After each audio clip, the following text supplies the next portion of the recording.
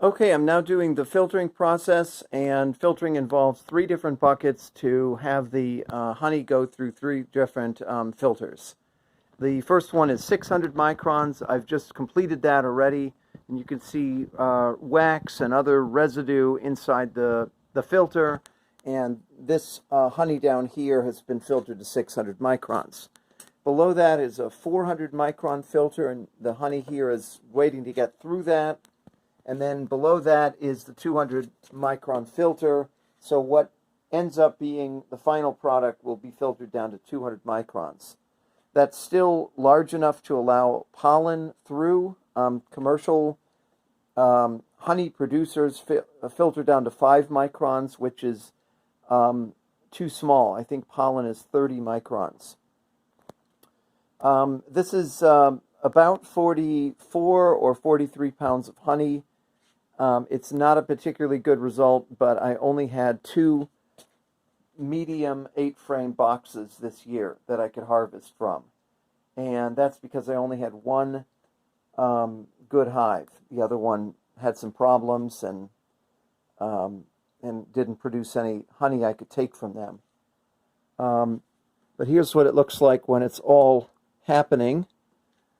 You can see the honey flowing into the 400 micron filter and then below it into the 200 micron filter. And obviously it takes much longer to get through the 200 micron than it does to the 400. So I think that I should be able to get this done by the end of the day today. And then I have a little bit of cleanup. I've already taken apart the extractor, and there's some honey down there that maybe I can still get some out, and what I can't get I put into the yard, and the bees lick it clean. It's really quite amazing. And then here's the cappings, and they're in a tray that's has a perforated gate that allows honey to drip through, so I may get some from that too. I always have to be mindful of this here and make sure this doesn't overflow, so since it's getting pretty full, I'm going to close it for a minute. And we're letting this 200 micron strainer fill up a bit and let that drain out a bit. So that's basically step 2 of the process, is filtering the honey.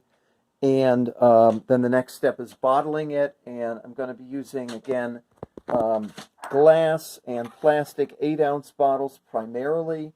But I also had fun last year with these little 2-ounce honey bears. And so I got some more of those, and I think I'll use those too as souvenirs. So that's pretty much it. And pretty much the next step will be bottling, and I can do that at my leisure during the work week. But I have to get all of this done today so I can return the equipment tomorrow or Tuesday.